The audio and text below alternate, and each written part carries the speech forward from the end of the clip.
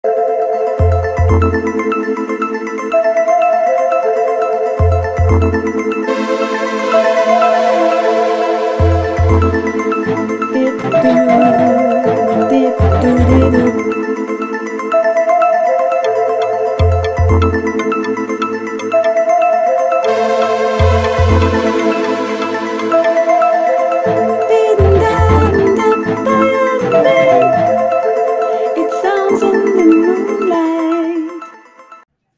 see, I guess. Welcome back, you guys, to the Cosmic Compass podcast. Today, we are talking about the 12 laws of the universe. I didn't know which way I was pointing. For my screen, it's this direction. For Liz, it might be this direction. I don't know.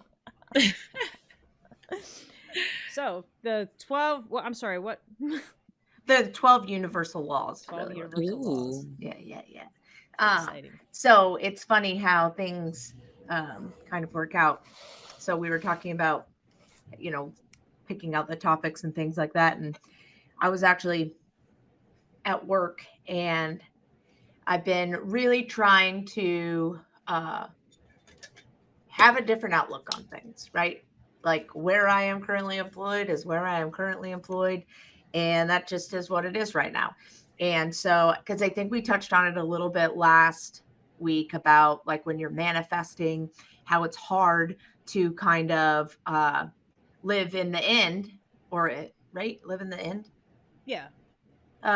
Because then you just kind of really want to be there right now. And so then it makes you really hate where you are. And it kind of is counterproductive, right? So anyway, I was like, I needed so when I get to feeling like that, sometimes I'm like, I need like a spiritual pick-me-up, right? Like I meditate and I journal in the morning and I do my 20-20-20, right? 20 minutes of exercise, 20 minutes of meditation, 20 minutes of journaling or reading or whatever, right? But like, then I get to work and that's where I struggle. So I'm like, you know what? I'm just going to like, whatever, turn on a TikTok or turn on whatever, right? Like I need Abraham Hicks in my life. I need something, right? I need a Neville Goddard pick me up. And I came across this channel or whatever. And the guy's name is Brian Tracy, and we'll get to that later. But he was going through all of these different laws. And bro, when I tell you, it was pumping me up. I was like, I need a pen and I need to write this down like now. Right. And I was like, I got to take it in. And then that's when I texted you guys and was like, this is what we're talking about because I'm so excited. Right. So anyway, so some of the things that he was talking about are the laws of the universe, the universal laws. And so I kind of wanted to start this out with talking about kind of like the meaning of the word law, because I kind of don't like the word law because it just seems so like you must this, right? Mm-hmm. So I liked this definition of the word, and it's a statement of fact deduced from observation to the effect that a particular natural or scientific phenomenon always occurs if certain conditions are present. And for these laws, right, that seems more like it resonates more with me, where it's really more of a law, but it's really a fact. It's just a statement of fact that these things happen when these conditions exist. Right. So like we've talked about the law of attraction before. And one of the key takeaways from it is you attract what you focus on. Mm-hmm. So it's a statement of fact that whatever you focus on is what you attract into your life. Right. So I just kind of wanted to start with that because law just seems very like harsh to me. Yeah. And anyway, so our 12 universal statements of fact. Statements of fact. I love it. So I'm just gonna kind of read through the 12 and then we can kind of discuss as we go along. So the first one is the law of oneness, which means that everything is connected. Mm-hmm. And by everything, I mean freaking everything, right? So the cool thing that gets me excited about the law of oneness is that like, okay, yeah, everything's connected. But then you think about the times where you were thinking about somebody and they text you. Right. Mm-hmm. Or like this has been happening with me and my husband a lot lately where I'll have like a thought, right? I haven't said anything out loud. He's in a different room and then he'll be like, hey, babe. And I'm like, get out of my head. That's crazy. Right? Or like the other night, I was like, we got a popcorn maker, like one of the movie theater ones. And I was like, man, I would really like some popcorn right now. And he's like, hey, babe, you want some popcorn? And I was like, yes, but get out of my head because that's weird. But that's so like, again, it goes back to like, that's why it's important for grounding and spending time in nature and all those things, because it's all connected, right? And we could get into other things like in Reiki. That's one of the things is like to be kind to everything, because you're connected to that thing. So whenever you're mean or angry or ugly to something else outside of you, you're being mean to yourself, even though you think that we're separate. And anyway, there's a whole kind of rabbit hole you can go through on that about how like, I lost my train of thought, but there's a whole rabbit hole you can get into that. So number 2 is law of attraction. We're very familiar with that one. And again, whatever you focus on is what you attract into your life. And so I thought it important to kind of talk about all of these because the law of attraction is like the most popular one, but it's like one piece to the whole puzzle. And when you like start incorporating like all 11 of the other 11, it kind of starts bringing it all into focus and kind of gets you there. So because number 3 is, anybody have a guess? It kind of goes in tandem with law of attraction. I could cheat, but cheat. I don't know what order. I mean, because mine are in a different order. Oh, well, then maybe there's not really an order. I mean, I don't know. Well, I mean, yeah, no, mine's different because you said law of attraction second, and there's a different one that was second in mine. What do you have? Law of vibration. Well, that's number 3 for me. Oh, okay. So that's weird. There we go. Yeah, that's weird. But yeah, so basically, everything is on a vibrates on its own was it a frequency? Yeah.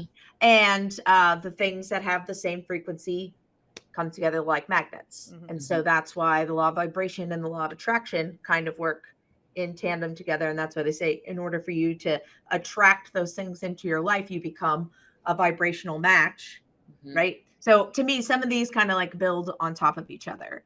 So then I have the next one as the law of polarity, which is everything has an opposite. So for every opportunity there is to fail, there's an opportunity to succeed, right? So I feel like these are really, and again, it's all about your perception, right? But it's, to me, it's such a great way to like flip the script, right? If what you're seeing is not to your liking and has a negative feel to it to you, right?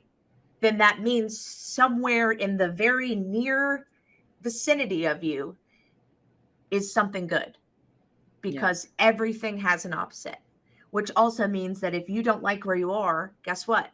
Where you want to be is out there. It's available. So to me, these are the things that kind of like get me super pumped up, right? So then the next one I have is the law of inspired action, or the law of action. And it just means that in order to achieve the things that you want to do, to manifest the things that you want to do, you have to take steps.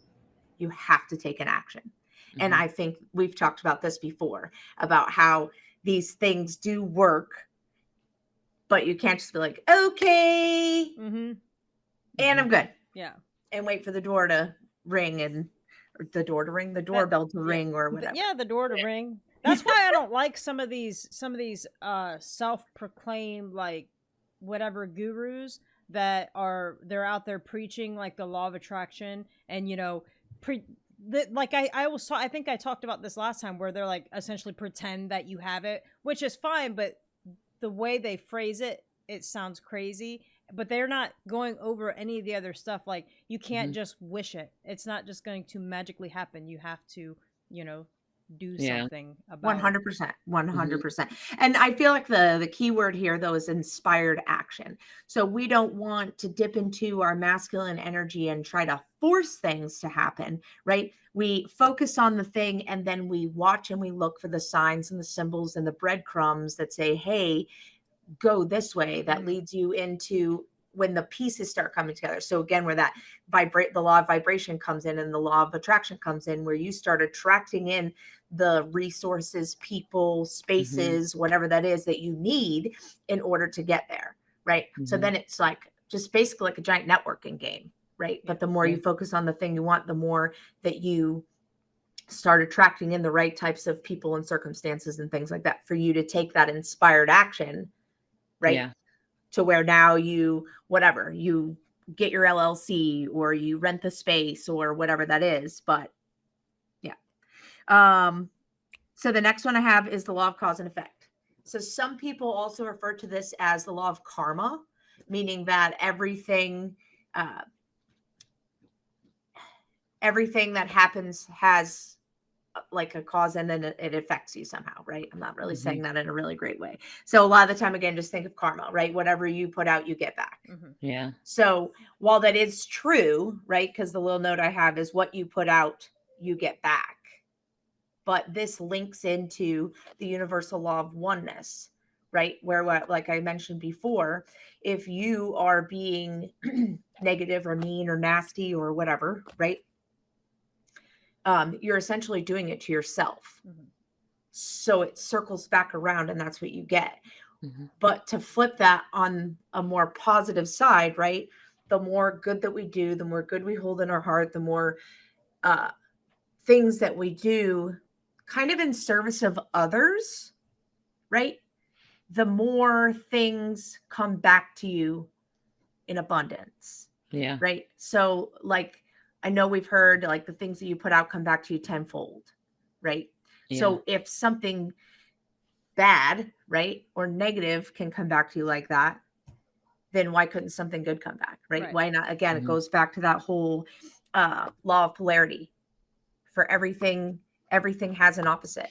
So just start flipping that script. And again, this is the stuff that I'm like, oh my God, yeah. Because how many times have you said, oh, this is my karma being balanced, right? Because you feel like you're being punished or whatever it is, right? But it's like, okay, then to me, that's an opportunity to just reflect and be like, oof, what am I putting out into the universe, right? Then I have the law of compensation, which I kind of already touched on, but it basically means that the universe already knows, right? So when you don't have to necessarily get super specific about the things, right? Because like they know your meaning, but that also goes through like, if you are trying to put good out into the world, right? And you do it in a check the block kind of way with like really no intention behind it. Like I'm doing this because they say I should do it, right? Yeah. Like you get compensated like with that same energy. So it's a little bit, to me, it was kind of the same, but it just, the comment I have here is whatever your energy is, that's the energy that you get compensated with. So to me, it's a very similar to cause and effect, but I think it goes a little bit above that because just because your action might be good, if your heart isn't behind it, right, or your intention is not the same, then you're gonna get compensated with like whatever you hold in your heart space. Makes sense. I like that. Then we have the law of perpetual transmutation of energy. Really long way of saying everything is always changing. Yeah. Okay. And that saying of the only constant is change. But again, what I love about this and what to me, it like inspires me. I don't know why these things get me so pumped up. But wherever you are, you can change it. It will change. Yeah. Everything is temporary. Everything is temporary. And so I guess what it is like, I look back at the times that I really was like struggling, right? And I really just felt like this is it. This is eternity for me. You know what I mean? Yeah. And obviously it's not because I'm in a completely different place than where I started, but like that's how you feel, right? Yeah. And it would be nice to know that like everything is always changing, which means that your situation can change too. And I don't know, that just like really pumps me up. I always look at it like life. Everything is in phases. Yeah. I love that you say that because that's coming up as the last one. Ooh, but we could, since they're not really in an order per se, because Jen's got a different order, we can just jump right to that, which is the law of rhythm. Okay. So the universe has cycles, right? Everything ebbs and flows.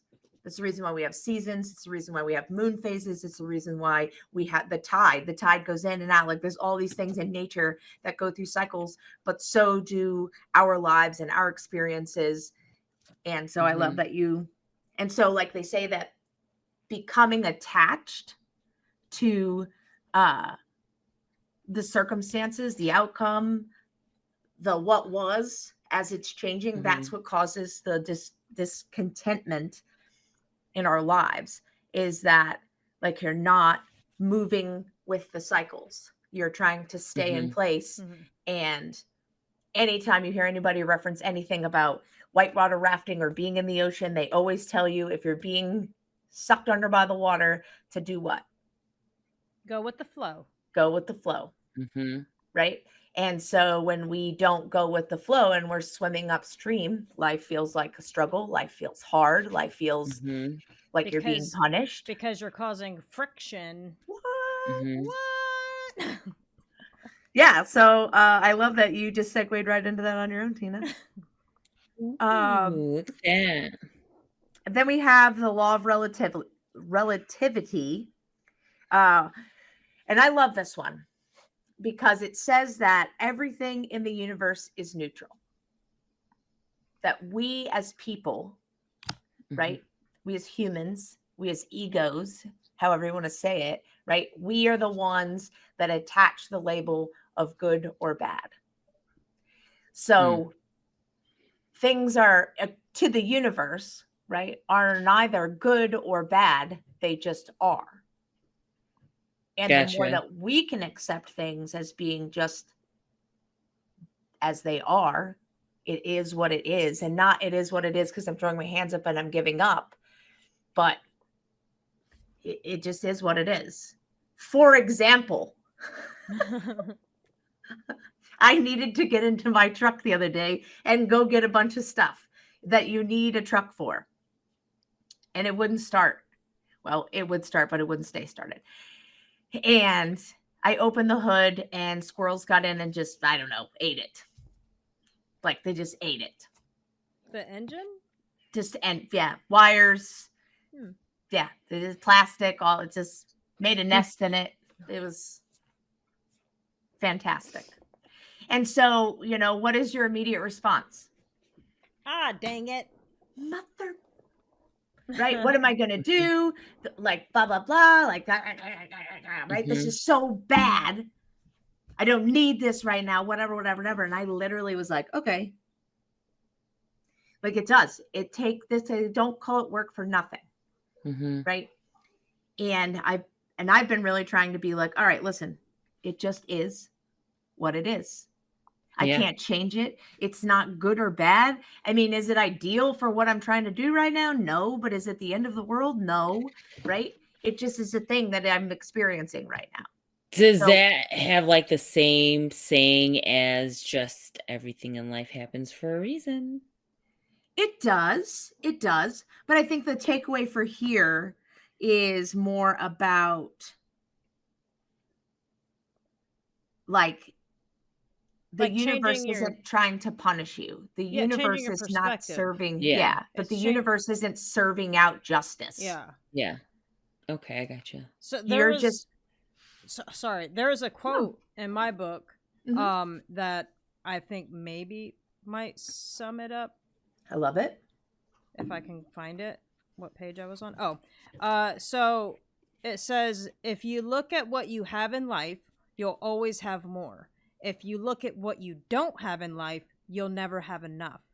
And that was Oprah Winfrey that said that. So I thought that is a good way to put it into perspective, because, you know, a lot of people, they're always like, oh, well, that person has this thing and that thing, and why don't I ever have it? Instead of really appreciating what's around you and, you know, coming from a point of view of gratitude versus lack. Yeah. Makes all right. sense. And then since we already kind of talked about the law of rhythm, we just have one left, which is the law of gender. And it just means that everything has a masculine and feminine energy.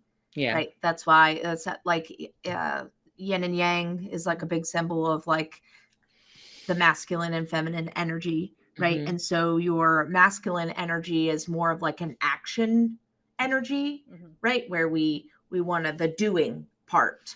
And the feminine side is more about the emotional, what's the word I'm looking for? Intuition type side of things, the softer side, right?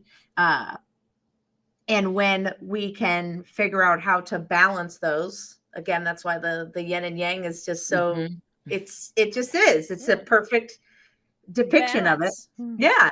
When you balance them, right, then you can change the world. That's literally what my comment says here. You have the power to change the world. And I think it's just because you can discern when to be quiet and listen and come up with those inspired actions, and then discern when to do. Yeah.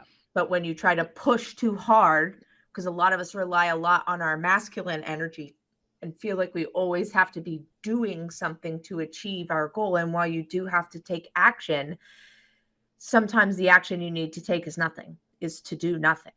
Yeah. Is to wait. So being able to discern between that and balance the two is kind of anyway. So I just thought that, like, so again, to me, like with the law of rhythm, right? Going with the flow. When we don't go with the flow, we experience discontent, and discontent does what? Lowers our vibration, which affects the law of vibration and puts us out of a vibrational match with other things, which affects the law of attraction, which affects like all these other laws. They all kind of intertwine in one giant Venn diagram in my mind, right? Of overlapping spaces. And with, to me, the law of universal oneness being in the center. And when you can figure out how to incorporate all of these, that is when things start coming into your life. And I think that's the key takeaway, or the thing that's missing, like you said, where you'll hear speakers or people, out there talking about just one part of it. And that, I think, is why people don't really experience as much success, and just then think it's just a bunch of hooey. Yeah. Yeah. So that brings me into the part that really got me pumped up, right? And so I guess that what you would call these are really more laws of success. But to me, they kind of tie into our last week's conversation about manifestation, law of attraction, but all laws, right? And about really changing your life. And what really got me thinking that he was talking more about the laws of the universal laws is because he mentions them in here, like the law of cause and effect, right? There was another one, but thank you. Of course I can't forget that, but it's fine. God bless you. Thank you. That I was like, oh yeah. But they do. They like further elaborate, I guess, is where it is, right? So one of the ones that he mentions is the law of belief. And this one like really hit home. It just really resonates with me because this is one of the things that I personally struggle with a lot, right? And that's limiting beliefs. Yeah. So, the law of belief is basically whatever you believe becomes your reality, right? Yeah. If you believe it, then it exists. So on that, right, he says that the guy's name is Brian Tracy, and he says that most of the limitations that we have do not exist in reality. They don't. They only exist in your mind because you set them. Wow. And bro, when I was like, I know that. Yeah. Right. But like when somebody is like, whatever you believe with feeling becomes your reality. And you sit and think about the things that you think about all day. And then you sit and you go, huh. Right. But then, like I said, what really pumps me up about this shit is what you can do with it. Yeah. Right. Yeah. If I can believe, right, that I'm mediocre and that I'm not good enough and that whatever, people aren't going to like me, or whatever, right? Whatever the things are, right? And that's what I experience, because that is what I experience in my reality. Right. But if I just believe something different, then it could be fucking different. Yeah. Yeah. Like, and I know it sounds simple, and that's one of the things that he says. It's very, very simple. It's just not easy. No, and that's like 1,000% true, because it goes like, we on the surface can say, I am a better person and I can achieve my goals. But your subconscious doesn't believe it, because for so long, that's what you've been telling yourself. So you've embedded it into your subconscious, which is not easy to reprogram, which is why it's simple. There's simple steps, but it takes patience and time to reprogram that part of your subconscious. Work. It takes constant effort. Yep. It takes constant effort. But if you think about it, you are consistently applying that effort in a way that's not moving you forward. Right? And like, that's his little mantra that plays in my head these last few days, is if you want to be better, do better. I love it. That's how I keep myself doing things that I constantly am like, oh man, you know, like I've been really struggling with the dog hair in my house. And and I'm like, all right, well, I know that if I just vacuumed every day, I wouldn't struggle with dog hair. Yeah. Right? I wouldn't, or at least not as much. Right? But I wasn't doing the thing. Yeah. So every day when I don't feel like doing it, I'm like, if you want to be better, do better. If you want to do better, be better. I don't know. I think they both work, right? Right. Be better, do better, be better. I think it does both work. I think it works both ways. Yeah, I think it does work both and ways. so I go and I knock it out real quick. Eric says I just angrily bang the vacuum into all the furniture, but whatever. Hey, it's getting done. It's job done. Yeah. Look, I used to be the same way. You know me. You know how I am about dogs. But when you have like dogs with long hair and you're just getting the little, you know, wild west tumbleweeds going through, that's why I got the robot shark. But Bruce is dying, unfortunately. You know what? I got one of those. They were selling it on Amazon. I got the little handle one, and then I got a long stick that has like this metal rod that gets right in the crevices of like the carpet. And no joke, like I can just barely move it, and it just lifts up all the hair. Oh, that's awesome. And it takes like seconds. Like I can do my stairs, because the stairs that are going upstairs are all carpeted, and I can literally just go like it's kind of like a one rake. swipe. Yeah, one swipe each stair, and it just gets all of Max's. I love that. Drop that link in the group chat. Because we have a Roomba, but we've had her for a long time. And now she just makes me angry because she's perpetually lost or sucks up stuff she's not supposed to and is dragging a shoe around the whole house. And then I'm like, yo, where's Roomba? And she's under the bed somewhere, wrapped up in whatever. And so I'm like, Roomba, I don't know what happened to you, but it's funny because that's my daily life with Bruce. Like he'll be trying to eat my lamp, and I'm like, no, Bruce, he's lost trying to find his dock, and I'm like, dude, it's right next to you. Bruce, where'd you go? He's gone. And I think Bruce he's coming to the end of his life. Yeah, I think Roomba's got dementia. So Brucey. So another one, and I guess this is where it kind of started, is he talks about the law of cause and effect, right?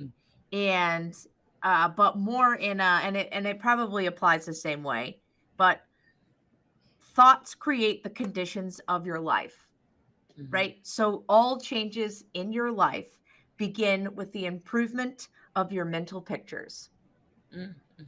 And so, you know, so in his depiction of it, right, your thoughts are the cause and your reality is the effect. Love it. You know, he said like in 2001 there were 7.7 millionaires in the US. In 2011 there were 10.2 millionaires in the US, and 90% of them started with nothing. Wow. Right? So you know it's possible. Like if that's your goal in life, right? You know it's possible because other people have done it. Yeah. But going back to the law of belief, because somewhere you don't believe that it's for you or that you can do it or you don't know enough or whatever the things that you tell yourself, right? Then you don't get there. And so I love that. And so that's what I've been doing. I've been taking a little page out of Jen's book. I don't do it at nighttime, but when I meditate in the morning, I've been trying to tell the story of my future life. Love it. Ooh, I like that. Yeah. I want to change my life, and so it begins with the improvement of your mental pictures. Absolutely. Very love That it. is where I shall start. I love it. So then he has the law of reversibility, which it kind of felt like it went with the law of polarity, I do believe was the one I kind of correlated with. But it also ties into like what you hear about, you had mentioned it earlier, Jen, about how you're supposed to act like you already have it. Mm-hmm. Right. And so he kind of described it in a way that resonated better with me. Right. And basically the objective, the thing that you want, right, creates the emotional state. Mm-hmm. So whenever you achieve something, you feel great. Yeah. Right? Mm-hmm. You feel accomplished, you feel proud, you feel excited, you feel whatever you feel, but it's usually a high vibrational feeling of joy, happiness, overwhelming, just, right, I can't believe this. Mm-hmm. So with the law of reversibility, it kind of touches on that whole thing. So if you could artificially create the feeling that you have when you achieve that thing, it triggers the law of attraction and will draw in the people, opportunities, circumstances necessary to create the objective or the thing. Yeah. So it's the feeling. Yeah. It's the feeling that you are supposed to feel. Right. Because sometimes, like when you listen to these other people that, you know, right, they say, well, pretend like you have it. Like if you want a Mustang, just pretend like, like you're driving a Mustang. But no, it's the feeling. Like if I were to go out and actually got it, like, have it. Like, how would I feel driving my Mustang? And like, those are the feelings you're supposed to be replicating while you're driving your 2019 Honda Accord or whatever. But yeah, those people, and that's why I say it gets dangerous, because I feel like they put people in the wrong, ideally, I think they put people in the wrong mindset. And the best example, because most of these people that you see talking about this stuff are those that are like, manifest love, find your true love. Like, it's all because they're to me preying on what people in this world really want, is they want to find a partner or whatever. So they pretend like, like, say, because people are like, oh yeah, if you want to manifest being with a celebrity, you'll be with that celebrity. So just pretend like you're there already. And so now you got these psychos out there thinking that they're in some long-term relationship with Brad Pitt or whoever else. And I think that's the dangerous teachings that we want people to get away from. And I think it goes back to what we were talking about before, is that we skip several important things, right? So regardless of what it is, anything is possible. So if you want to be in a relationship with fucking Brad Pitt, it's possible. Charlie Hunnam. No, that's we already know that's happening. You can't talk about him because that's my husband. Wait. Oh no, we're gonna have a fight. First. Oh no. No, actually, I'm older than you, so I see him first. And Liz, I'm sorry, but Tina and Charlie are already like besties. Which will tie into next week's episode, everyone. Just to let you know. I love it. I'll have to make a note of Charlie Hunnam. So, but okay, even if you want to get with good old Charlie, right? Like, I hope my husband's not watching. Yeah. I'm sending this to your husbands right now. Just kidding. We're not lying. Anything is possible. Literally anything is possible. However, same reason why we can't sit and go, I want it, and Charlie's knocking on your door, whisking you away, right? Or the fact that a lot of people are like, well, I want to be a millionaire and I want to manifest all this money, right? Is because, and I'm going to keep dropping this word because we're going to loop around to something else. Subconsciously, you have set a goal that is unattainable to you. It is not realistic. It is fantasy to your subconscious. So regardless of how much you feel it and pretend and stalk, maybe even, right? There are missing pieces, right? There are missing pieces. Yes. Oh, Yeah. the other So 5 or other 11, 12 law or 10 laws that we haven't mentioned. right. Well, yeah, right. All of these things that we're talking about are one of those things. We're just saying them in a different way. I'm just saying that it came close, so that's all I got to say about that. I might have been off by 2 steps. Well, you let those limiting beliefs get in the way. Those darn limiting beliefs. No, I let my husband get in the way. Oh. Yeah, they do that sometimes. Darn husbands. That's why you just stay single. You Right? stay single and you wait for Charlie Hunnam. If only I'd have known about him then, you know? Yeah, so basically think what you desire, imagine you have it already, and get the feeling as if you already accomplished it. So that's the key takeaway, is not necessarily to pretend like that. To me, it's more of a meditative visualization than it is like anything else. Walking around Delulu. Right, in the real world. Right. Or there was like a Friends episode where God, what's his name? Joey, Ross, Chandler. Joey, there you go. He was standing next to a Porsche and a girl was talking to him. Yeah. So he buys like all the gear, right? I mean, that's a way if it works for you. Yeah. But essentially, like that's kind of what you could do. People might think you're Delulu, but you know, if it works for you and helps you imagine it. But to me, it's more about writing it out, right? What does it look like to you? Journal it, visualize it in your brain, right? And sit with that feeling. Yeah.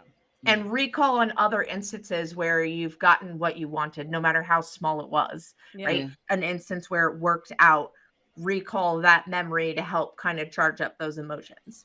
And I think that honestly, like, that is the less like risky way of doing it, because when you are out there like pretending like, oh, let's get into my Mustang that's really a Honda Accord, and then you have other factors that are going to push those limiting beliefs back at, bro, that's a fucking Honda. What are you talking about? Lower your vibration, knock you out. Yep, it's going to keep snapping you out of that. So yeah, I think trying to tap into the emotion versus living. Because that's something that they say too, right? Like if you really are trying to build something, you really shouldn't tell anybody about it. Yeah. Until it's actually like coming into your physical reality. Only because, and I know that feeling, and people don't do it on purpose, right? But a lot of the time, whatever it is that you want seems like grandeur, right? It seems like fantasy to other people. Like nobody's successful doing that. Like, are you really sure that's what you want to do with your life? Right? Yeah. Like, is that really a good time? Like, whatever. Yeah. And I know, like, a lot of the time it comes from a good place. They just want to make sure that, like, whatever, because listen, if someone doesn't ground me, I will float away. Because I am the kind of person who buys 11 goats because I'm going to have 20 goats and I am going to be the world's most successful goat scaper. I love it. And now I just have 11 goats because I bought 11 goats and I went full steam, and then I let everybody tell me that I'm crazy. And now I just have 11 pet goats. But it's okay. We're going to circle back around to it. Don't worry about it. Yeah, you'll be good. You got this. So speaking of that whole feeling thing, right? So the other law of success, we'll call it, is the law of emotion. So every decision that we make is based off emotion. That is true. Everyone. No, that's 100% true, because emotions drive people's perception as 100%. well. Obviously based on, you know, your experiences in life and whatnot. But yeah, there's a lot of people that make decisions based on emotions. Like, hey, maybe you should take a step back, take a deep breath, and make sure that's actually what you really want to do. Sure.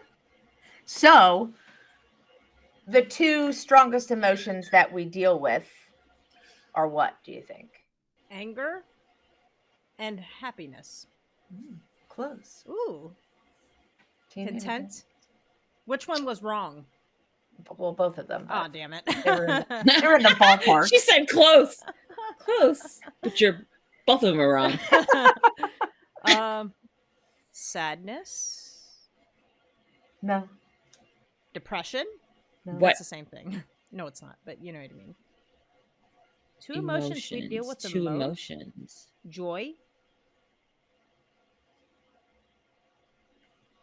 Like comfort? Well, I said content. Well, kinda, I guess. Sorta. It's fear and desire. Okay.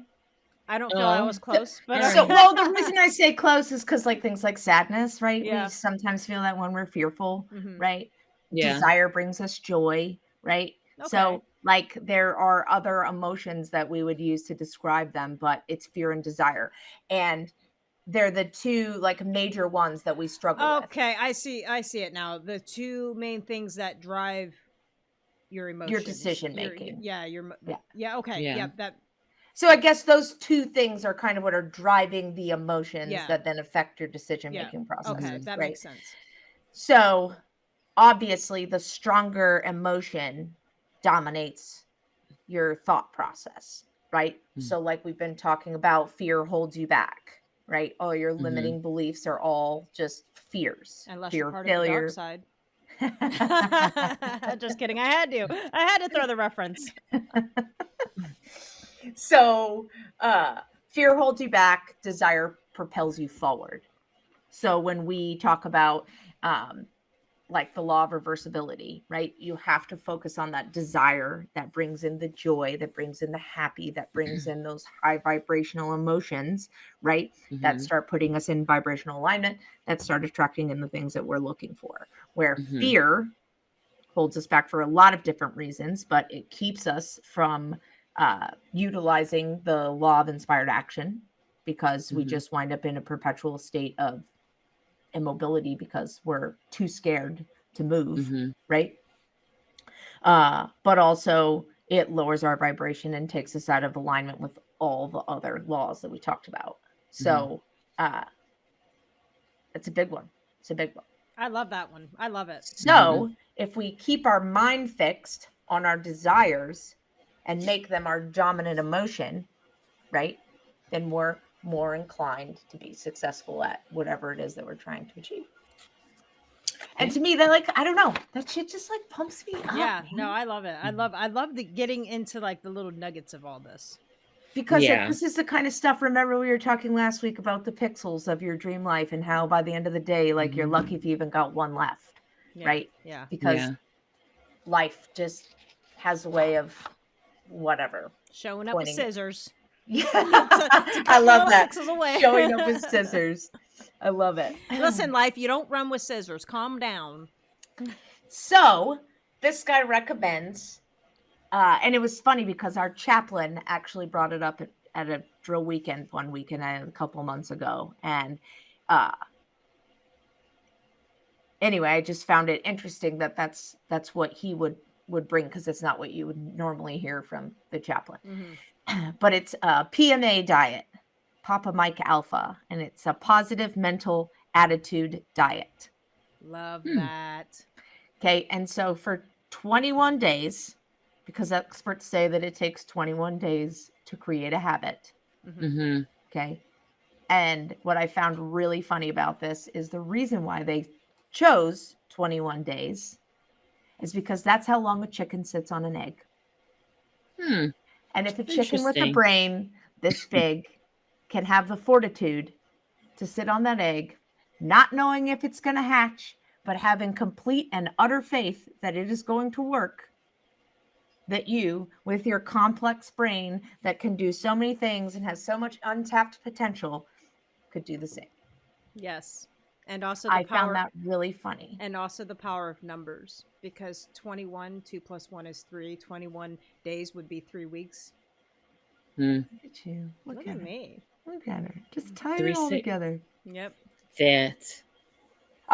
We got to have a conversation about that later. Okay.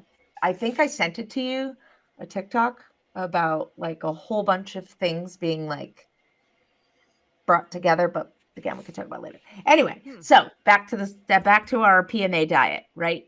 So for 21 days, we're going to keep our mind on what it is that you want and keep your mind off of the things that you don't want. Okay. So, but it's also about being positive, right? Which is why we focus on the things that we want and not on the things we don't. So that's why I kind of mentioned briefly before. I don't think we were recording yet, but, or maybe we were, it doesn't matter. That is what I've been really trying to do. So when I find myself feeling some kind of way in my current reality, because I would rather be somewhere else at the thing that I'm trying to achieve, right? Because I'm so busy living in the end and pretending like I already have it and all the things that I'm like, okay, man, I'm about over this shit and I want it now, right? I know that that doesn't help. And so I have just been trying to find ways to apply those things realistically in my PMA diet. So for example, right, part of my whole thing about what I want to do is I really want to help others, right? I want to help others find their way, find their purpose, find their true and authentic selves, because it is amazing, right? But it's going to take me some time, whether it's because well, like this lady that I saw, she was on a TikTok channel it was on a channel called Women of TMRO. I think she was just a guest and it was just a snippet. But she said, manifestation is always happening in the perpetual state of now, right? So if it takes you 5 years to fully manifest outside of you, that means that it took you 5 years to trust that it would. Ooh. And the moment that you trust is when things come to fruition. I love it. And I thought, ooh, dang, that's a good one. Yeah, that is a good one. That is a good one. Because I can think of several times. Now, there's an exception to every rule, because I'm like, okay, well, what if the thing that you want is like to be a doctor? Yeah. Yeah, like, obviously you're not going to wake up tomorrow and be a doctor. It's going to take some time. There are certain things that will obviously take time. But I think what it means is if it took you 5 years to like get accepted into a medical school, it's because you didn't feel like, you didn't trust that it would happen. Just trust the process now. Stop the bullshit. Yeah. So she also said something along the lines of like, something like if you believe it and you want it now, like it's already happening. It's like it's already a thing. Like if it's something that you want, it's already a thing. So just letting go and knowing that it's like it's already in the works because you want it. The things that you want and desire are meant for you and that is why you want and desire them. Yeah. You just got to give it time to print on that 3D printer. You gotta give it time for those balls to drop on TV when the lottery numbers. That too. You gotta wait for the balls to drop. Oh man, I love it. I hope you guys. I really hope you guys love all of our analogies. We got pixels that are floating in the air with big gold scissors that life is running with. We got balls dropping. That's right. I freaking love it. So I don't want to say end here because we're going to gab on for days about this, but essentially, what do you want? Why do you want it? That's how we really drive home this PMA diet, right? What do you want and why do you want it?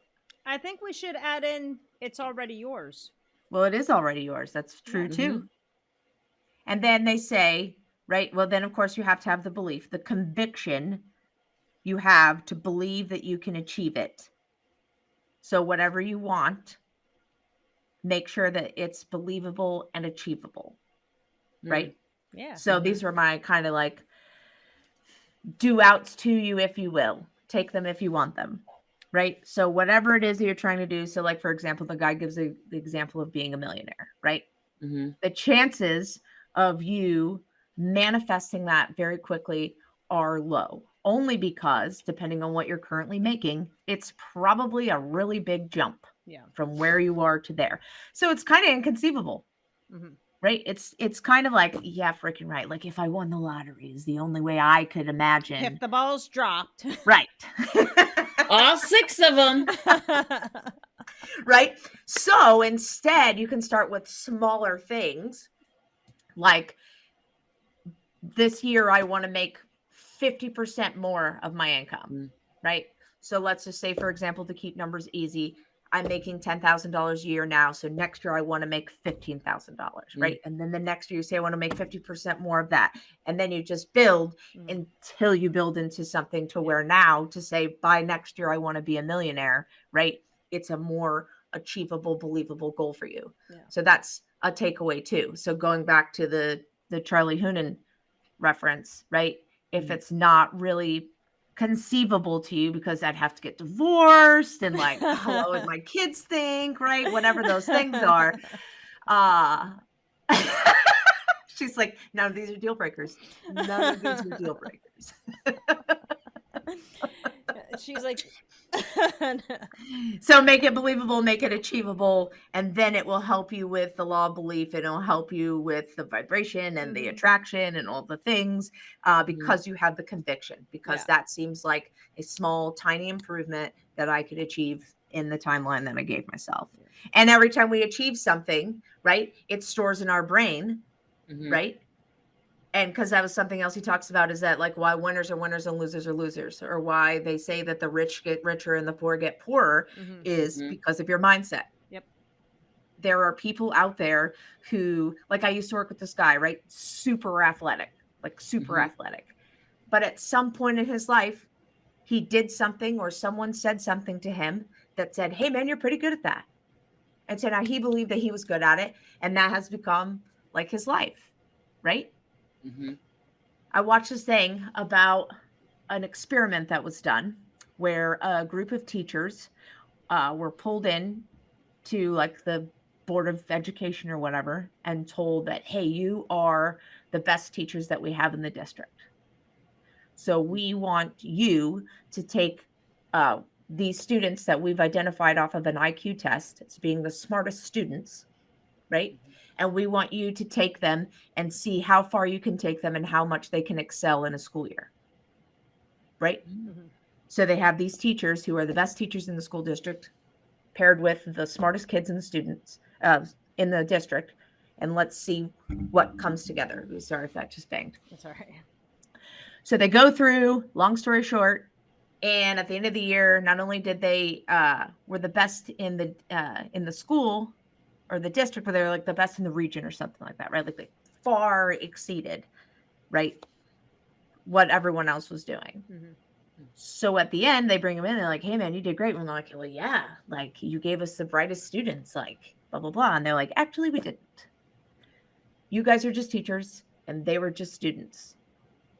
Oh, they bamboozled them. It's called the double blind experiment. I love it. So they took the teachers and told them that they were the best. And then they told these teachers that these kids are the brightest and smartest kids. And in like one school year, one of the kids improved like, I don't know, 25% in his academics in one school year. Wow. Yeah. And all because somebody told them they were the best. Wow. Yeah. I heard a story similar to that. And then there was like another example on the opposite side where this kid did really well in school. He was always just super smart, right? And he got accepted into a prestigious university. And when he got accepted, they told him that he had gotten a 95% on this like test. Well, he thought it was an IQ test. And 95% is like apparently below like the average. So his whole first like semester there, he's just not doing good. He's barely passing classes, like all this stuff. So the school like is like the counselor or whatever is like, yo, what is going on? Yeah. And he's like, I can't do this. He's like, I got an IQ test and I can't do college level work with that IQ. And the counselor was like, that wasn't an IQ test. That was telling you that out of that placement test or whatever it was, I can't remember, but like you achieved a 95 percentile. So out of everyone that took that test, you were in the 95th percentile of that group. And then he turned around and wound up, you know, whatever. Yeah. getting a Nobel Peace Prize or something wonderful. That's wild. But yeah, I heard something like that before, where a kid took his SATs, right? But in school he was really, really bad. But he took like the SATs and ATCs, and he almost scored a perfect score. So he was like, wow. So he was like, now I can really go to college. I can really do this. So he went to college, and he had great grades, and he became like all these wonderful things. Well, only to come back to find out that those test scores that he had were actually not his test scores. He actually scored really low. Oh, wow. So in his mind, though, because he thought he did so well, pushed him to do so well and actually go to college and do all the things. And that's crazy. Yeah. It's amazing what, mindset change does for somebody. The law of belief. Yeah. Mm-hmm. What you believe. Yep. You know? So what do you want? Why do you want it? Make it believable and achievable. Mm-hmm. Write it down. If you write down your goals and the things that you want, you're like 67% more likely to achieve them. Mm-hmm. Just by writing it down. Because when you write it down, you make a commitment. Mm-hmm. Subconsciously or whatever, you make a commitment. That's why a lot of people don't write their goals down. Is because they're scared. I told you they were like besties. She don't need to write her goals down. She's got a picture of it. People do vision boards. She's like, I got when we got married, where we honeymooned. We're gonna find some shrine. That's what's behind the curtain behind her. Yeah, she's got a shrine behind her behind her little curtain. She's got her wedding pictures up, but instead of her husband's face, she's got Charlie. I love it. No, this was actually when we went the first time, and they had, because it was COVID, they had plexiglass. Oh, is that what happened? Oh, yeah. I didn't even realize the plexiglass was there. That would make me so mad. I did. It made me so mad. It made me so mad. I want a hug. So then the second year and the third year, I did get hugs. So. Where were you? First year, Chicago. Second was in Indianapolis, and third one was actually in Detroit. But what is it? Comic-Con. Oh. So they had like Sons of Anarchy, like the group, and they had all that stuff. See, that's why I got to go to things like GalaxyCon. We have a Comic-Con every year. Yeah. We were gonna go last year, but the people my husband wanted to see wound up failing at the last minute. Yeah, they do that. Sucks because tickets were not cheap, so it was like, yeah. I mean, shit. Look what happened to me this year at GalaxyCon. Freaking Natasha Liu Bordizio was supposed to be there. I dressed up as her, and she doesn't come. It's okay. I got to meet Hayden Christensen. But you were there to fill in, though. You should be like, I'm filling in for her. Yeah. That would have been dope. I mean, I did definitely. There were a lot of people that were like, "Can I please take your picture?" Like, yeah, because your costume was amazing. Yeah. It's gonna be better next time. I love it. So that was another one. The law of practice. Mm-hmm. The more you do something, the better you get at it. Yeah. So just because you're not good at something initially is okay. And it doesn't mean that you're not supposed to do it or it's not for you. It just means that you have to practice and get better at it. Yeah.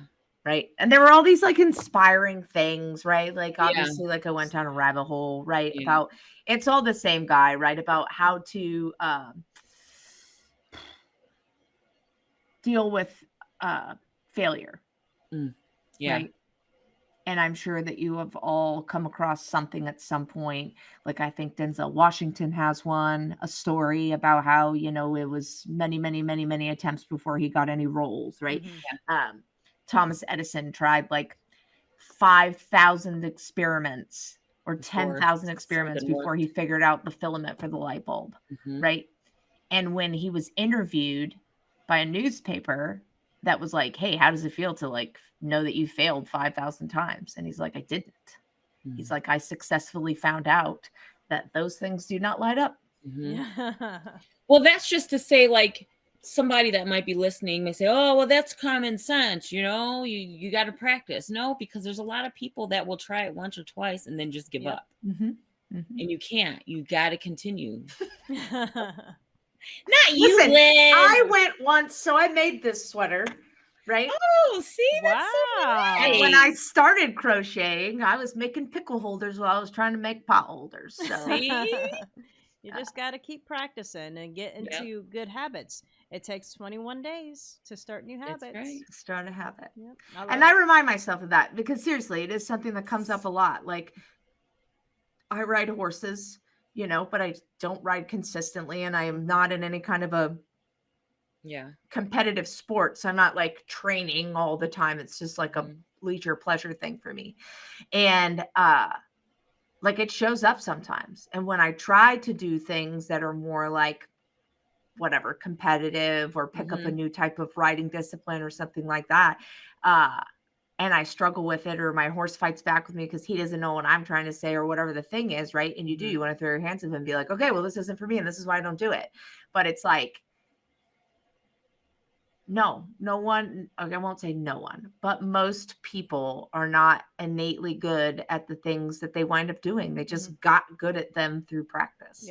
Yeah. So I think that it's good to keep reminding yourself that if you really want it, like you'll persevere and you will figure it out, but you have to say the things, right? Because like we said last week, words have meaning.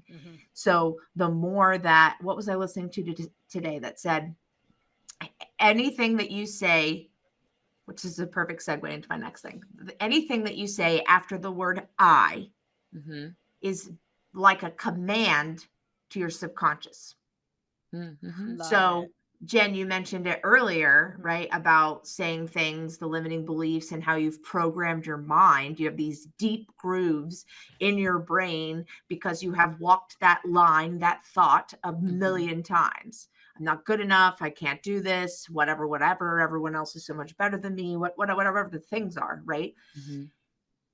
And it takes a long time to like realize that there are like a bunch of other places that you could be walking, a bunch of other thoughts that you could find and not fall back in that deep ass trench. Right. So that's where we were talking. You had mentioned last week about how maybe we should talk about hypnosis. And that is where hypnosis comes in. And that's why I got certified as a hypnotist, right? Is because to me, that's a modality or a technique, right? That can be helpful to someone to access their subconscious. Because essentially in all of these things, that's what you're doing, right? All the visualization, all the laws of belief, all the pretend like you already have it and feel the feeling is just reprogramming the subconscious, right? Every time you say an affirmation, right? You're programming the subconscious because that's the thing that drives us. And anything that we see, and that's again, why sometimes our manifestations don't come to fruition is because somewhere in your subconscious, even your conscious thinks it illogical. And so that's what it feeds your subconscious. And your subconscious is like the powerhouse, the generator, the thing that makes the things happen. But it takes all of its commands from the consciousness that's experiencing the world around it. And when the consciousness says, oh, no, don't do that here.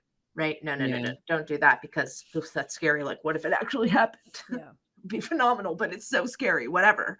So everything you say after I is a command of subconscious. So when you say, I'm not good enough, I'm fat, I'm tired, I'm sick, I'm this, I'm that, right? You're just sending those commands to your manifesting generator, your freaking tell all be all. Right? Jen, I'm only laughing. Why are you laughing? because I've been thinking, like, I think about like what I do on a daily basis. And obviously I'm here by myself with Sheldon. So there's a lot of I statements that happen. And the main I statement that I say is I am fucking hilarious because I do the stupidest things. And like, I seriously, last night I was cracking up in my kitchen for 10 fucking minutes because this is what I did. Out of nowhere. I don't know why. I have no idea why. I was heating something up in the microwave and I was just standing there waiting, and all of a sudden in my head I just start singing da-na-na-na-na-na-na. So I'm just sitting here doing da-na-na-na-na-na, da-na-na-na-na-na. For like 5 minutes I was doing that, and then I just walk off like nothing. I just start walking. I walk back to the counter like nothing happened, and I stopped and I was like, Jen, what the fuck are you doing?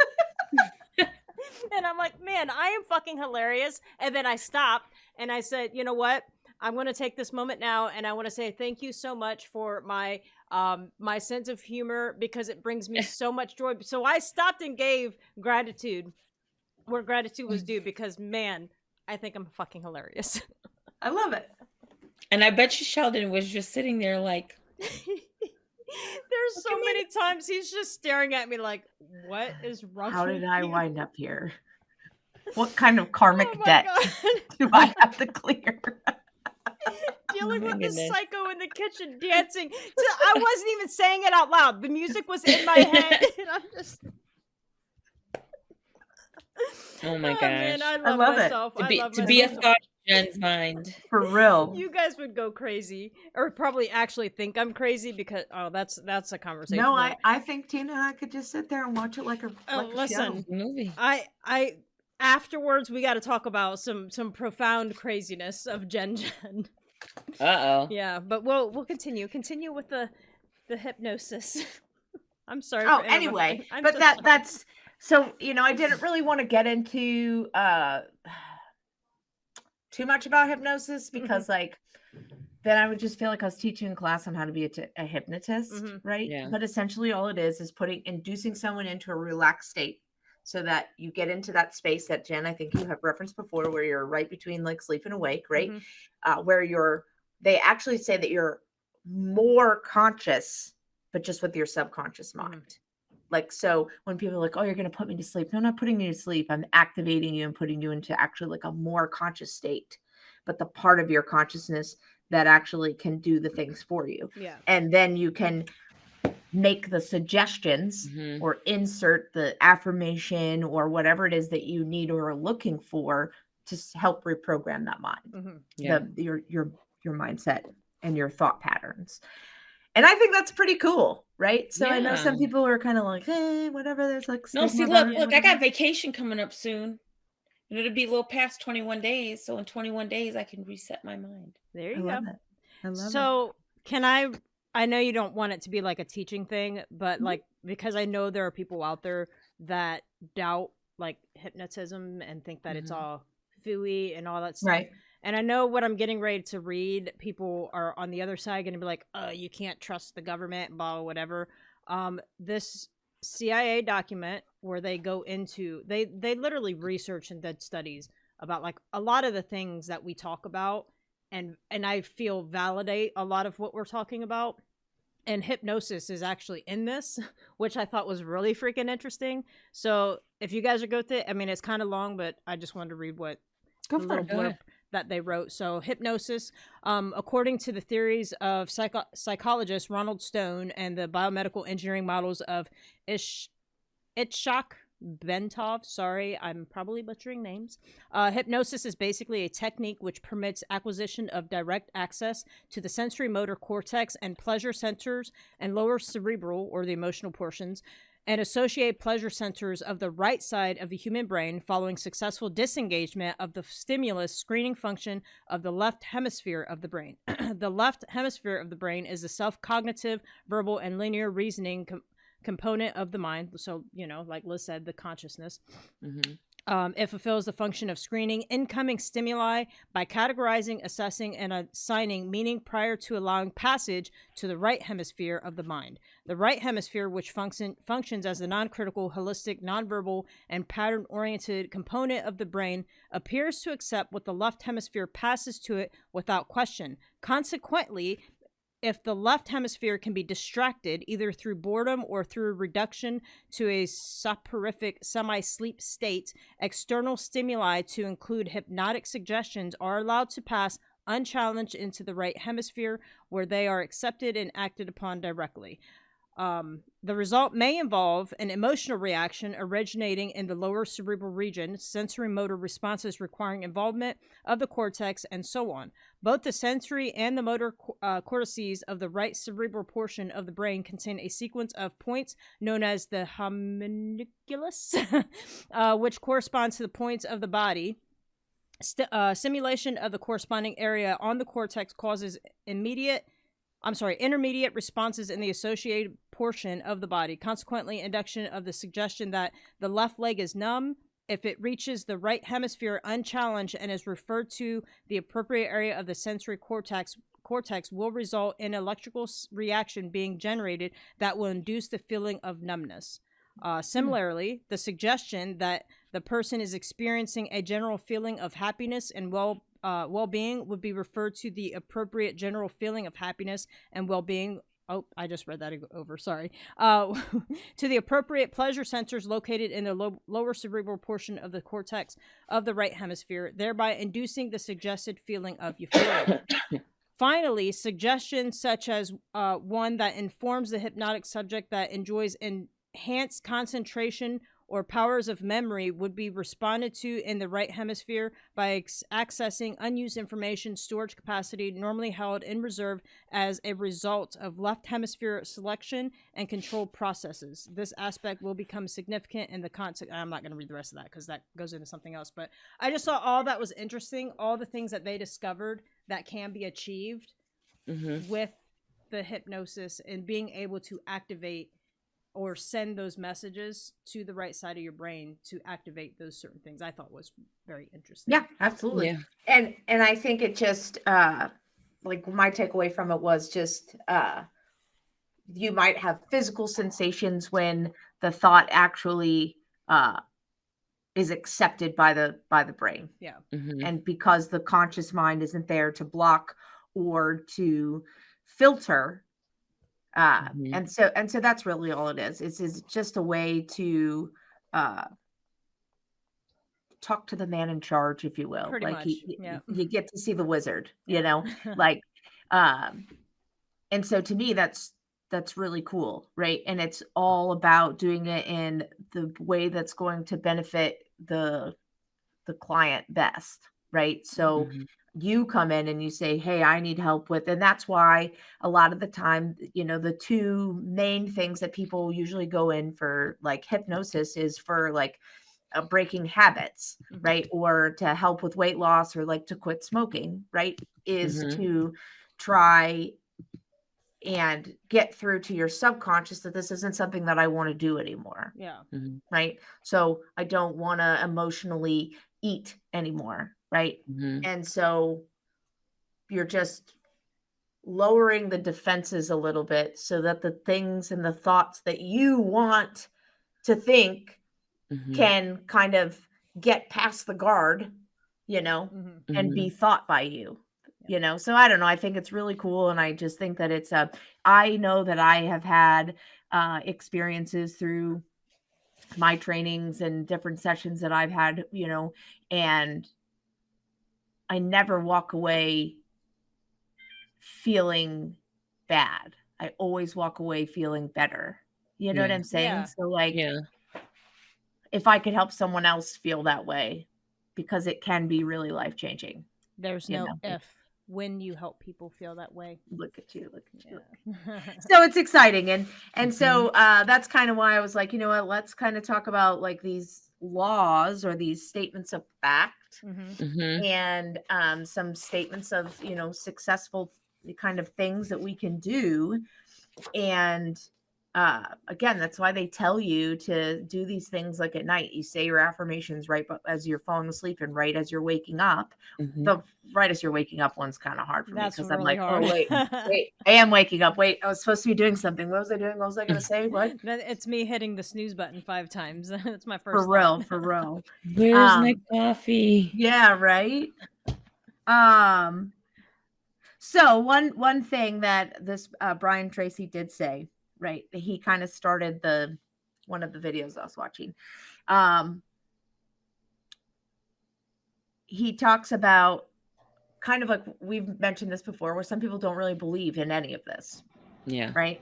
And everyone's entitled to live how they want. But like for me, what really hit was he was talking about like if you're like feel like you're suffering. Right.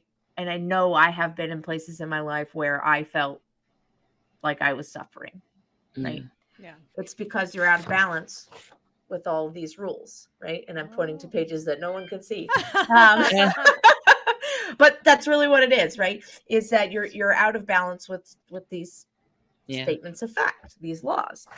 So he referenced it like gravity, right? So he says, even if you don't know what the laws are, they affect you. Yeah. Right. Just like if you were to step off of the roof, right?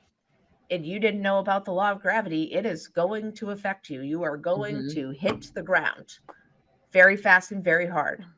Yeah. Whether you know about it, whether you believe in it, whether you whatever, it will affect you. Yeah. Right. So when you don't know about the laws, we suffer the consequences. And so I feel like, and not like, I hate to say suffer the consequences. It sounds so negative. Like, you'll suffer the consequences for this. But to me, it's more like you don't get to take the opportunity or take advantage of the opportunities that become available to you when you know them. Yeah. Yeah. Right. So just like the people who created things that can fly, like airplanes and different things, right? They took the law of gravity and they worked with it, right? Or found ways to defy it and change the world. Yeah. Yeah. And I think that, like, I was like, oh, dang, man, that's like so true. Like, you don't know what you don't know. Yeah. But when you know, you know. Yeah. I love it though. And I think that, like, especially for people that could possibly be, you know, new here and new to like the spirituality spectrum world, whatever you want to call it, space. I think that this was a really good starting point for them, is to learn the laws, the what we call it again? Statements of facts. Learn the statements of facts and learn the facts. Yeah, and understand that. And once they start understanding the facts of life, then you know, maybe things will start coming in, you know, full circle or whatever. To be living up to your dreams. See? Go re-listen that song.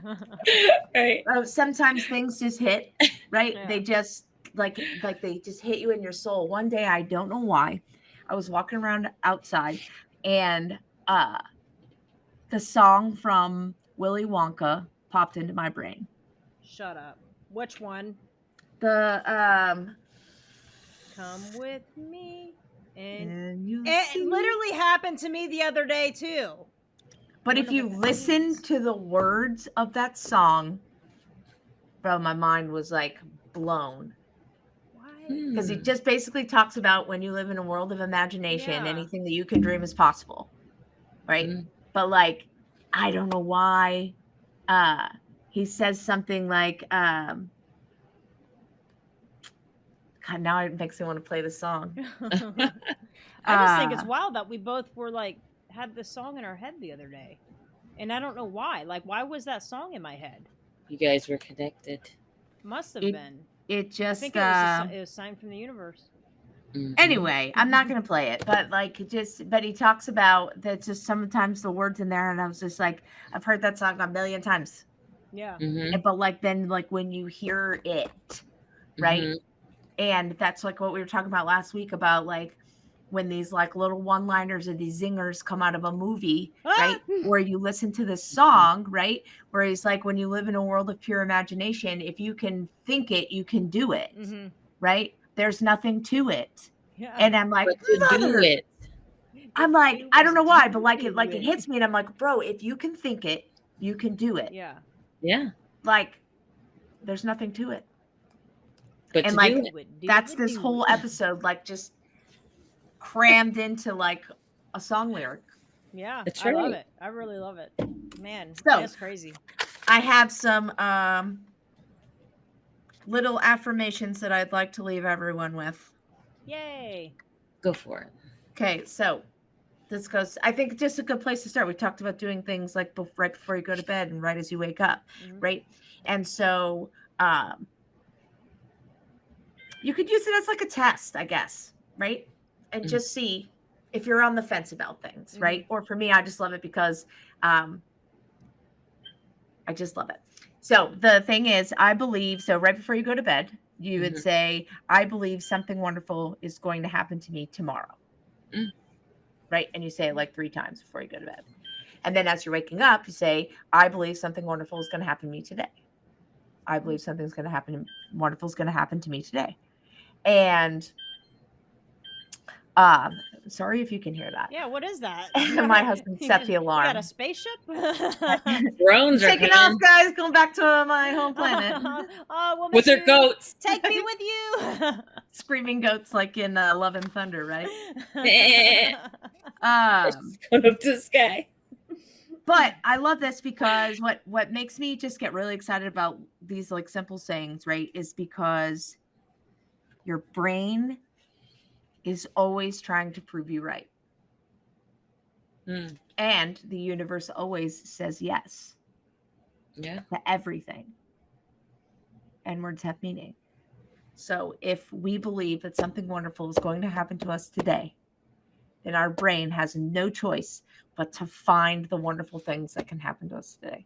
I think that is the most profound thing I've heard all freaking day. The thing, and the universe has no choice but to say yes. Yeah. And show you something wonderful. The thing that you said about your brain is always trying to prove you right. Like that hit. That fucking hit. I'm glad. Wow. I love it. And then I'm open to receiving abundance in all areas of my life. Mm-hmm. I like that one. Mm-hmm. And I'm deserving of all good things. Really love that. I am. I am too. And And so I think, are you buddies. Yeah. But I think those ones to me is like that to me, again, it's just something that I struggle with and I never really realized it, right? That you block yourself without even really realizing it. So again, your brain has no choice but to prove you right. And the universe has no choice but to say yes to you. So if I am open, I'm open to receiving. And you could just leave it at that. Yeah. Right? You're open to receiving, period. I'm open to receiving all the good things there are to receive, whatever they are. Yeah. I set no limits. Yeah. Right? Because you do. You have to be open to receiving. And you would be surprised how not open you really are. Yeah. So I think it's really great to drive that point home and just really be like, I am freaking fucking open, right? I'm ready.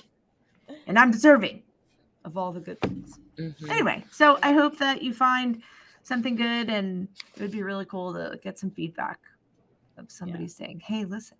Or we could even reconvene ourselves next week and say, hey, for the last week I've been saying this every night before I go to bed and every day when I wake up. Something great happened. These are the wonderful things that happen to me. Yeah. I love it. I do, because then it just makes the world feel like magic. Yeah. Well, that's because the world is magic. And I love when things feel like magic. Love it. I saw a saying that said, we got a bunch of snow here, and it said something along the lines of, what did it say? Something along the lines of like, if you don't enjoy the snow, you're still going to have snow. You're just not going to enjoy it. And it was put way more eloquently than that. Yeah. But essentially it's still going to be there. So it's just kind of like make the best of the situation or whatever. And like, I know I keep going back around to it, but like, that's really what I've been trying to do with like everything is just, be grateful for where I am. If what I want to do is help people, I may not be helping them necessarily in the way that I have kind of in my mind. But sometimes I do get opportunities at work to help people rephrase or rethink or, but mostly it's because I'm like, Jen and I used to do this when we shared an office. People would come in and be like, don't bring that in here right now. No. Your negativity is just, I can feel it from the doorway. Please just exit and come back. It was crazy. Our office was like the hub of positivity. Like people would just like a moth to a flame. Just we have Jen had this ball that was like a calling gong. Do you remember the ball? I still have it somewhere, I think. Or did I give that to somebody? We like we're in like a big office building or whatever, and our floor was concrete. And was it a rubber band ball? Yeah, I made a rubber band ball. And I mean, it reminded me if you've ever seen How to Train Your Dragon 2, I think it is. And the bad guy comes with the other big dragon and he's like banging in the water and it brings the big dragon up out of the water. Like that's what the noise that this thing makes. It's just like dong, dong, gong. And next thing you know, like people would just start coming into the office. It was nuts. Oh, good times. But we were like, hey, listen, only good vibes in here. Yeah. And we did. We only had good vibes in there. It was great. All right, buddies. Well, I think that was great. So thank you all so much for watching. Thank you. Thank you. Tina's thinking about Charlie. It's fine. I'll be telling my secret. Just kidding. I'm just joking.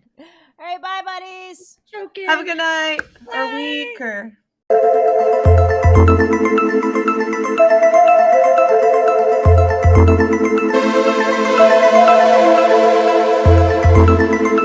Dip, doo, dip, doo, doo, doo.